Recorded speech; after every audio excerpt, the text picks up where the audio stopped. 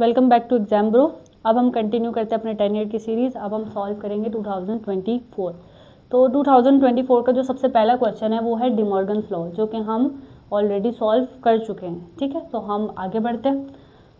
जो क्वेश्चन है वो लिखा हुआ है कि solve the following bye componendo dividendo theorem. सही है, पहले एक क्वेश्चन लिखा हुआ है आपके पास, इसको हमने सॉल्व करना है, लेकिन उससे पहले हम देखते हैं कि ये कॉम्पोनेंडो डिविडेंडो थ्योरम है क्या। सही, देखें भाई, आपके पास रेशो इस फॉर्म में गिवन हो सकता है, ए रेशो बी, सी रेशो डी। इसको इस तरीके से भी लिखा जा सकता है। तो कॉम्पोनेंडो डिविडेंडो थ्योरम कहता है कि अगर आपके पास A upon B equals to C upon D है, तो आप उसको A plus B upon A minus B equals to C plus D upon C minus D करके सॉल्व कर सकते हैं। ठीक है, ओके, हम इसको अप्लाई करने की कोशिश करते हैं। तो अज्यूम करते हैं अकॉर्डिंग टू दिस थ्योरम, ये वाली वैल्यूज़ को हम लेके चलते हैं। ठीक है, अकॉर्डिंग टू दिस थ्योरम ये जो वैल्यू है ये देखो, ये लिखी हुई है ना, ये पूरी हो गई ए, ये पूरी हो गई बी, ये हो गया ए और ये हो गया बी, ये आपकी हो गई ये वाली साइड।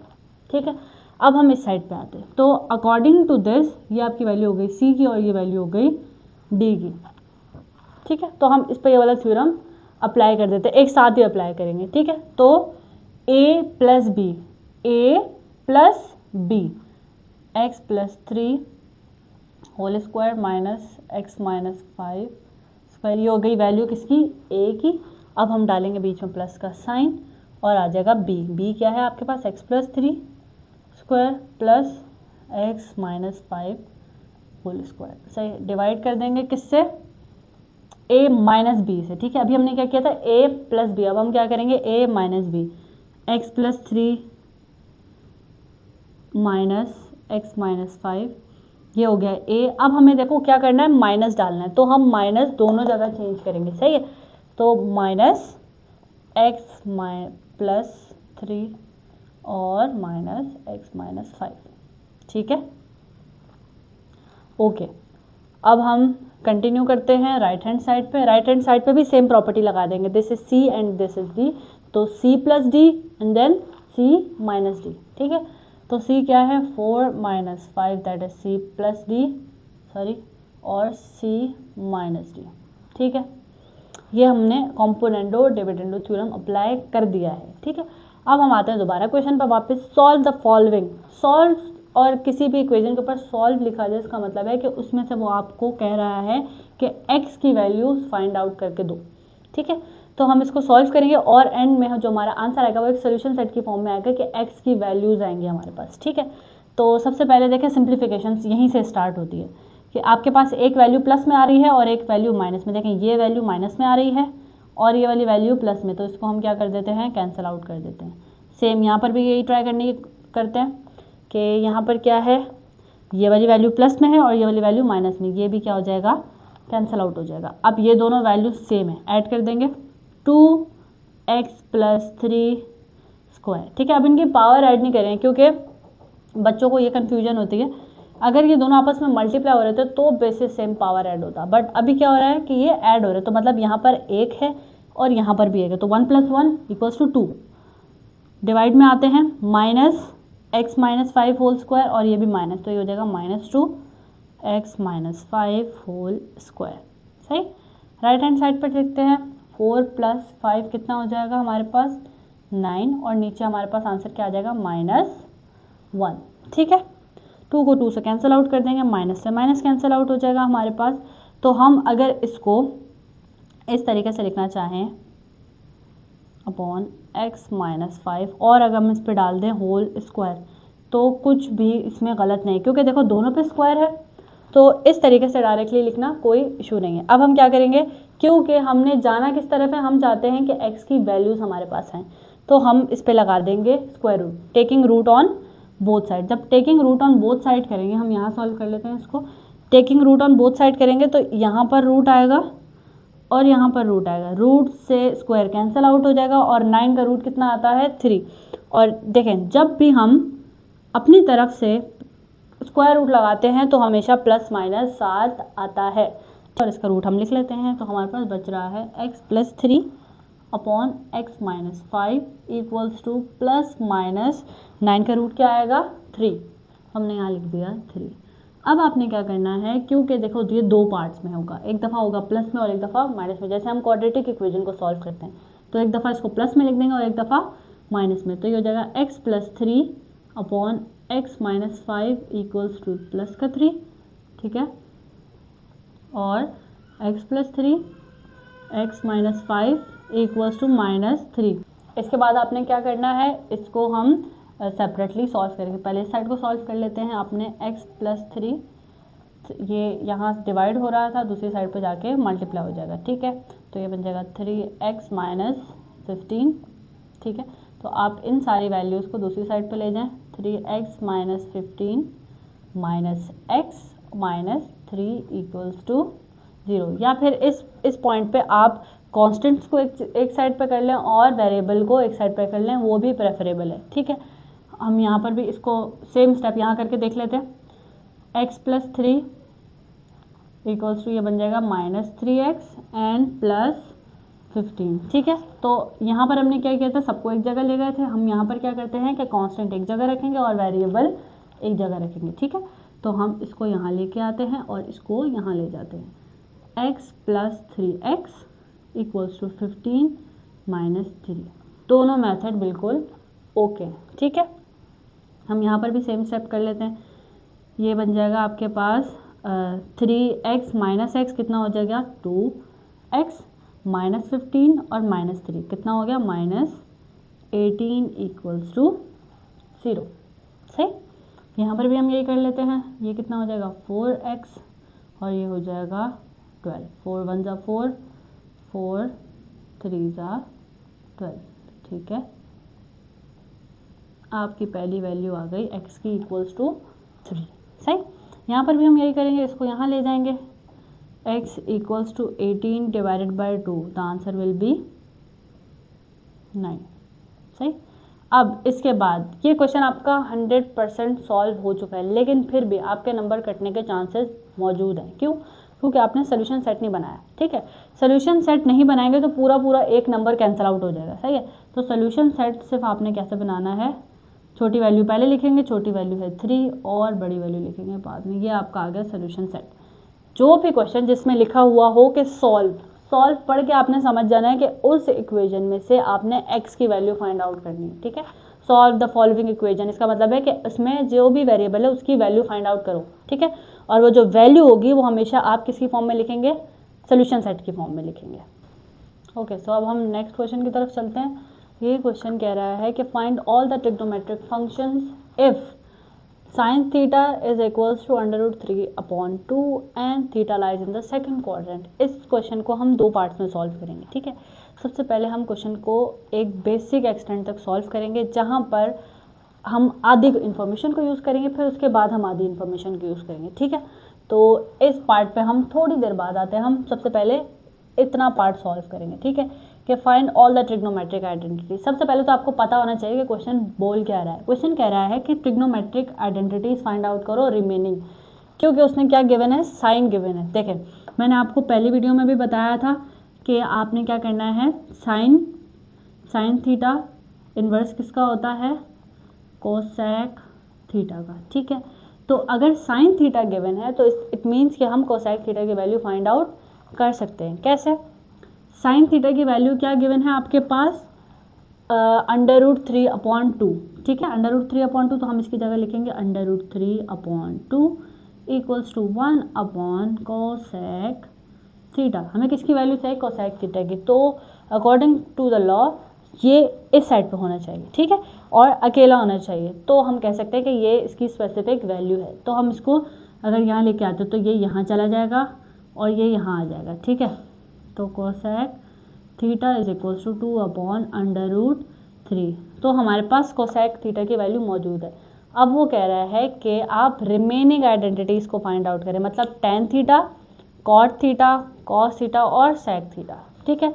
तो हम यहाँ लिख के रख लेते हैं, हमें क्या क्या चाहिए, कॉस थीटा चाहिए, ठीक है, और सेक थीटा चाहिए, टेन थीटा चाहिए और इसके बाद हमें कॉट थीटा चाहिए, ठीक है।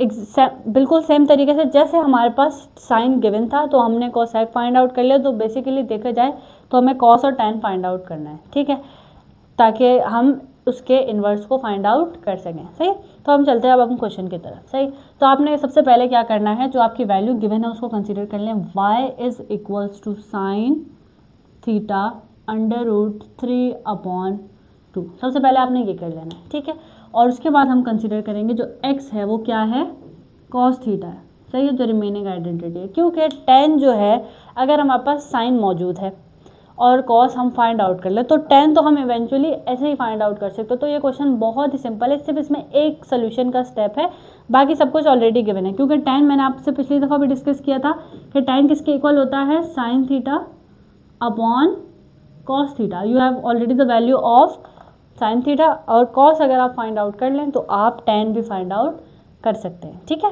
तो हम हमारा बेसिक फिलहाल मोटिव होना चाहिए कि हम किसकी वैल्यू फाइंड आउट कर सकें, कॉस थीटा की, ठीक है।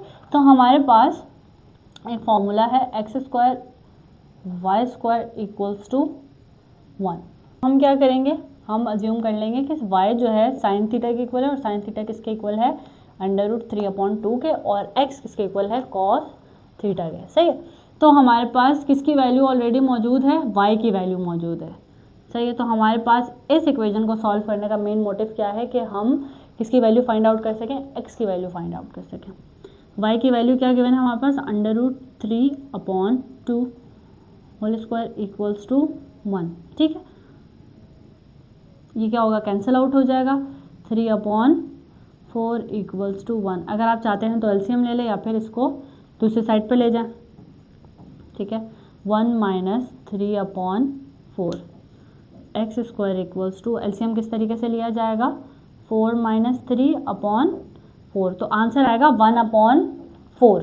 सही, तो इसका आंसर हमारे पास आ रहा है x² इक्वल्स टू 1/4।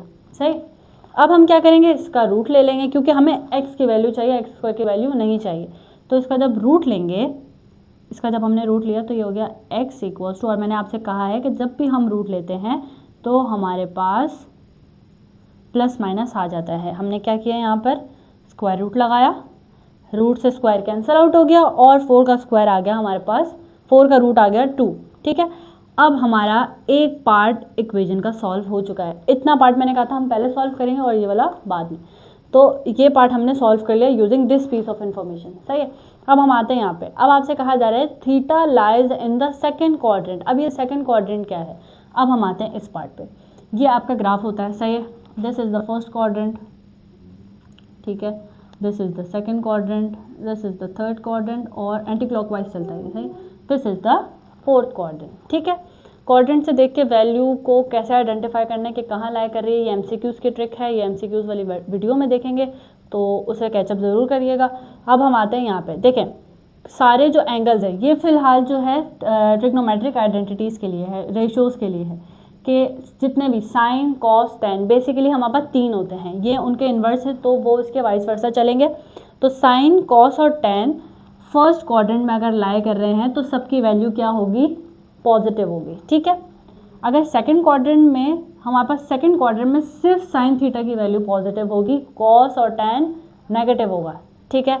सेम इसी तरीके से थर्ड क्वाड्रेंट में सिर्फ टैन पॉजिटिव होगा, साइन और कॉस नेगेटिव, और फोर्थ क्वाड्रेंट में सिर्फ कॉस पॉजिटिव होगा, साइन और टैन नेगेटिव होगा। सही, अच्छा, अब हम आते हैं क्वेश्चन पे वापस। क्वेश्चन कह रहा है कि आपका जो एंगल है, जो थीटा है, वो लाई कहाँ कर रहा है, सेकंड क्वाड्रेंट में लाई कर रहा है, ठीक है भाई। तो हम इस वैल्यू को यूज़ करेंगे, हम देखेंगे ये वाली जो वैल्यू है ये सेकंड क्वाड्रेंट में, सही है, सेकंड क्वाड्रेंट में लाई कर रही है, और सेकंड क्वाड्रेंट में जो है कॉस क्या होता है, हमने किसकी वैल्यू फाइंड आउट करनी है, कॉस की वैल्यू फाइंड आउट करनी है, ठीक है। एक्स किसका है, कॉस का है, तो कॉस सेकंड क्वाड्रेंट में क्या है, पॉजिटिव है या नेगेटिव है, ऑब्वियसली क्या है, नेगेटिव है, क्योंकि पॉजिटिव क्या है, सिर्फ साइन।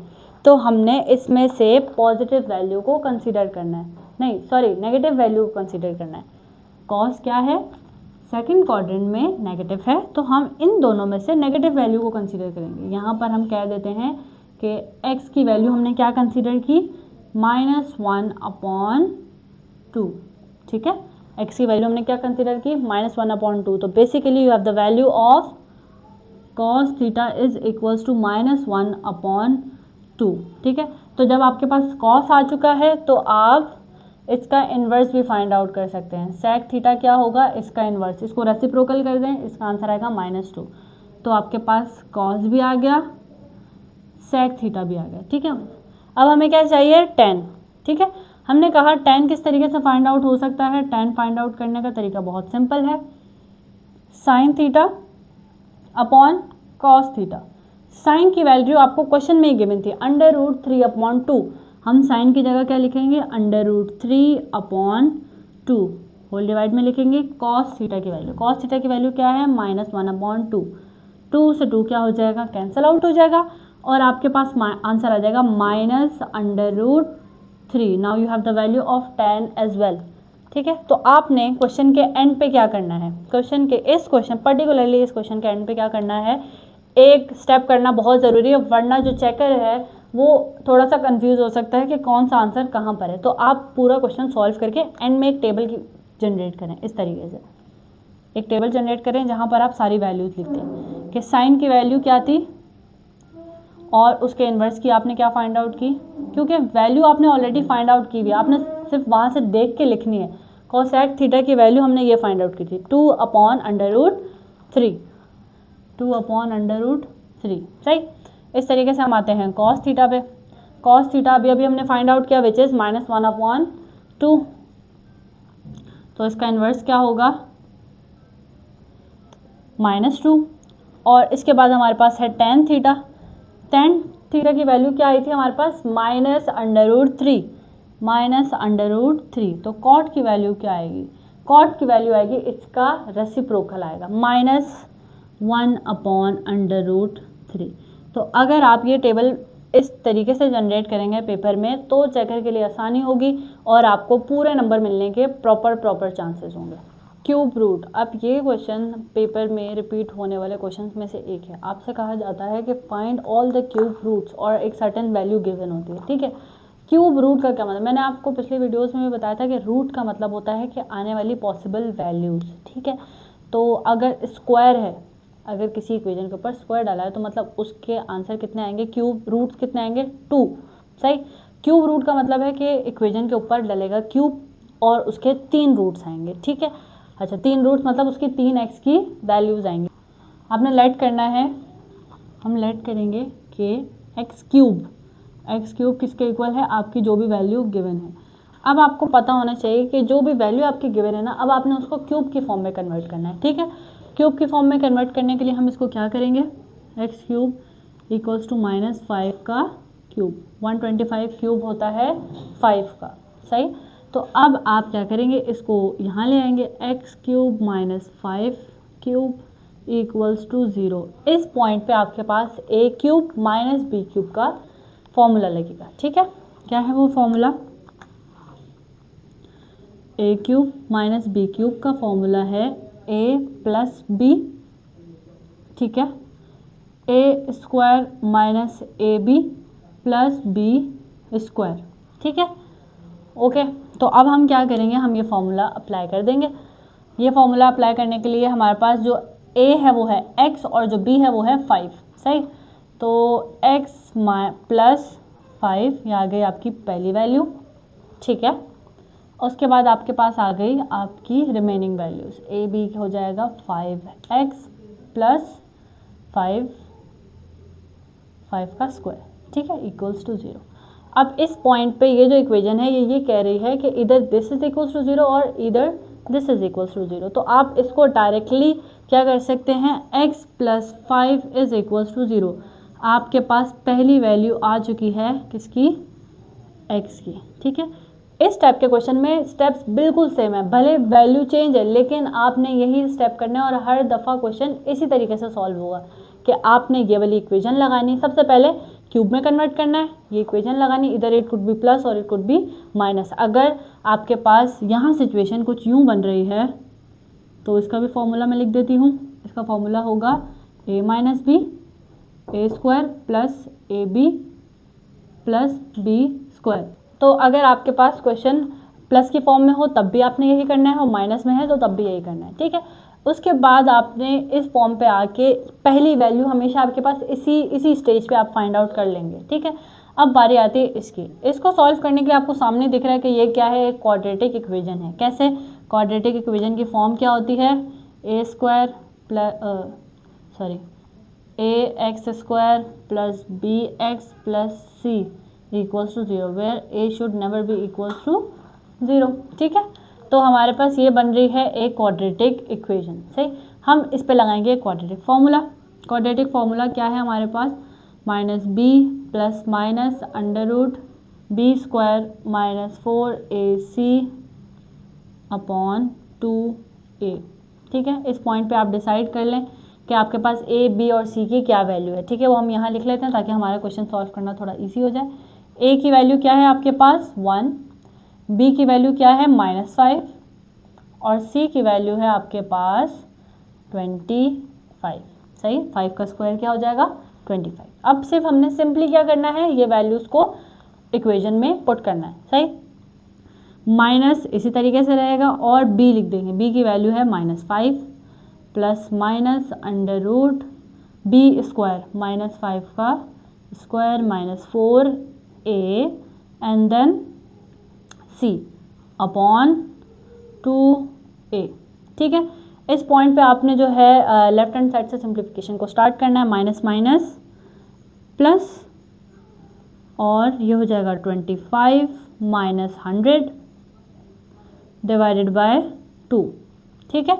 इसके बाद सिंप्लीफिकेशन जब तक हो रही है आप इसको सॉल्व करते रहें, 5 प्लस माइनस और ये हो जाएगा आपके पास -75 डिवाइडेड बाय 2, ठीक है। अब आप जब कैलकुलेटर में ये वाली वैल्यू लिखेंगे ना, अंडर रूट -75, ये आपको एक एरर देगा, क्योंकि कैलकुलेटर में अंडर रूट के अंदर माइनस की वैल्यू होना पॉसिबल नहीं है, वो मैथ एरर देता है।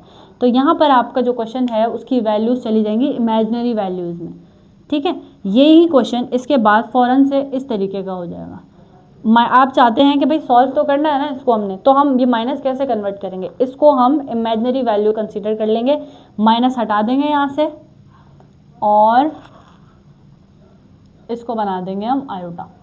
ये जो माइनस का साइन था ये हटा और आयोटा आ गया। आप यहाँ लगाना चाहें यहाँ लगाना चाहें एक ही बात है, लेकिन वो रूट के अंदर नहीं आना चाहिए, डिवाइडेड बाय 2। इस पॉइंट पे अगर आप कैलकुलेटर में ये वाली वैल्यू डालेंगे तो इसका आंसर आ जाएगा, सही है। लेकिन अगर बोर्ड के पेपर में 9-10 के बोर्ड के पेपर में साइंटिफिक कैलकुलेटर अलाउ नहीं होता, तो अगर आप चाहते हैं कि आपको साइंटिफिक कैलकुलेटर अलाउ नहीं है और आप छोटे वाले कैलकुलेटर में ये वैल्यू डालेंगे, वो पॉइंट में आंसर देगा और पॉइंट की वैल्यू हमें नहीं चाहिए। तो हम क्या करेंगे, हम नॉर्मली इस तरीके से भी इसको सॉल्व कर सकते हैं। आपने लिखना है 75 जिसकी भी वैल्यू चाहिए। आप सबसे पहले देखिए क्लोजेस्ट कौन सा टेबल है जिससे ये डिवाइड हो जाएगा। 5 का टेबल लेते हैं। 5 का टेबल जब लेंगे तो यह आ जाएगा हमारे पास 15, ठीक है। फिर 5 से दोबारा हो रहा है, ये हो जाएगा 3, फिर दोबारा 3 से हो जाएगा और हो गया 1। जैसे ही 1 पे आएगा आपने रुक जाना है, ठीक है। अब क्या करना है, आपने बनाना है पेयर। पेयर कैसे बनेंगे, ये एक पेयर आ गया और ये सिंगल है। सबसे पहले आपने देखा जो सिंगल क्वांटिटी है ना, सिंगल क्वांटिटी आपके पास हमेशा कोई एक आएगी, मोस्ट प्रोबेबली सबसे लास्ट में जाके, ठीक है। आपके पास जो सिंगल क्वांटिटी आ रही है, सबसे पहले आपने क्या करना है, उसको रूट के अंदर लिख देना। क्या करना है, उसको रूट के अंदर लिख देना। रूट के अंदर लिखने के बाद अब आप आते हैं पेयर के पास वापस। जो आपके पास पेयर था ना वो एक दफ़ा लिख देंगे, 5 2 दफ़ा था, उसको हम एक दफ़ा लिख देंगे। तो 75 का रूट जो है आप ये लिख सकते हैं, सही। 5 plus minus 5 under root 3 iota upon 2। इस पॉइंट पे आके आपको रियलाइज़ हो जाएगा कि आपने क्वेश्चन में ये वाली वैल्यूज़ को पुट करना है। -1 plus under root 3 iota upon 2 और ओमेगा स्क्वायर की वैल्यू है हमारे पास -1 minus under root 3 iota upon 2, ठीक है। तो इसके बाद हम क्या करेंगे, हम अपने क्वेश्चन को ब्रेक डाउन करेंगे। 5 plus 5 under root 3 iota upon 2, ठीक है, और 5 minus 5 under root 3 iota upon 2, ठीक है। इस पॉइंट पे आगे हम माइनस को मल्टीप्लाई डिवाइड करवाएंगे दोनों से, ठीक है। तो ये हो जाएगा -5 अंडर रूट 3 आयोटा अपॉन 2 और ये हो जाएगा, यहाँ पर भी आ जाएगा माइनस, और ये हो जाएगा -5 + 5 √3 आयोटा अपॉन -2। अब आप क्या करेंगे, 5 को कॉमन ले लेंगे यहाँ से, और ये वाला माइनस इसके साथ आ जाएगा, ठीक है। Now you have 1 minus √3 iota upon 2, ठीक है, जो कि आपको ये वाली वैल्यू आती हुई दिख रही है। और इसके बाद हम यहाँ से क्या करेंगे, -5 को कॉमन लेंगे और माइनस ये वाला होगा, तो ये बच जाएगा -1 + √3 आयोटा अपॉन 2, ठीक है। इसके बाद आपका क्वेश्चन सॉल्व हो चुका है। ये किसके इक्वल है, -5 ओमेगा स्क्वायर, इसकी जगह हम लिख देंगे ओमेगा स्क्वायर, ठीक है। ये आ जाएगा कॉमा -5, और ये किसके इक्वल है, ओमेगा के इक्वल है। ये हर क्वेश्चन में यही स्टेप रिपीट होगा। आप इस पॉइंट के बाद क्वेश्चन को इस तरीके से फॉर्म करेंगे कि आपके पास कॉमन लेने के बाद ये वाली टर्म आ जाए। जैसे अभी मैंने -1 को मल्टीप्लाई डिवाइड करवाया है, आपने भी यही करना है। इसके बाद मैंने आपसे फिर कहा था कि find all the cube root. आपको जब कोई x की वैल्यूज़ फाइंड आउट करनी है तो सोल्यूशन सेट बनाना मैंडेटरी है, तो हम सोल्यूशन सेट बना लेंगे इसका। सबसे पहली वैल्यू क्या आई थी x की, -5, फिर उसके बाद आई है -5 ओमेगा, देन -5 ओमेगा स्क्वायर। ये क्वेश्चन हो गया है आपका डन। और पेपर में ये क्वेश्चन हर साल आता है और वैल्यू हमेशा चेंज होती है, लेकिन पैटर्न यही है कि आपने इस क्वेश्चन को इस तरीके से सॉल्व करना है कि एंड पे आपकी ये वाली फॉर्म बने। आपका आंसर हमेशा ओमेगा में ही आएगा।